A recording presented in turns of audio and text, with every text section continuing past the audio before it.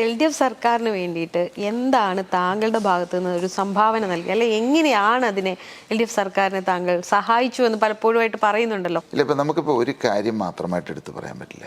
എന്ന് പറഞ്ഞു കഴിഞ്ഞാൽ ഈ കഴിഞ്ഞ 5 വർഷക്കാലം, അതായത് 16-21 പിണറായി സർക്കാർ നടപ്പിലാക്കിയ 80% കാര്യങ്ങളും ഞാനായിട്ട് ഉണ്ടാക്കി, അത് പഠിച്ച് മനസ്സിലാക്കി. കാരണം ഞങ്ങളെ സംബന്ധിച്ച് ഞാൻ ഇങ്ങനെയുള്ള കാര്യങ്ങൾ ചെയ്യുമ്പോൾ ഞാൻ മാത്രമല്ല, അതിനുവേണ്ടി ഒരു ടീം തന്നെ ഉണ്ടാക്കി.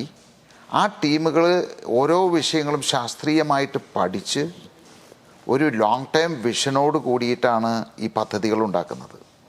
അല്ലാതെ ഒരു ലേമാൻ രീതിയിൽ ഏതെങ്കിലും ഒരു കാര്യത്തെപ്പറ്റി അല്ലെങ്കിൽ ഒരു കാര്യം ഇങ്ങനെ ചെയ്യണമെന്നല്ല. അല്ലാതെ ഇപ്പോൾ നമുക്ക് സാമ്പത്തികമായിട്ടുള്ള ഇടപാടുകളൊന്നും ഉണ്ടായിരുന്നില്ല. ഞങ്ങൾ തമ്മിൽ അങ്ങനെ ഒരു സാമ്പത്തിക ഇടപാടുകളൊന്നും ഉണ്ടായിട്ടില്ല.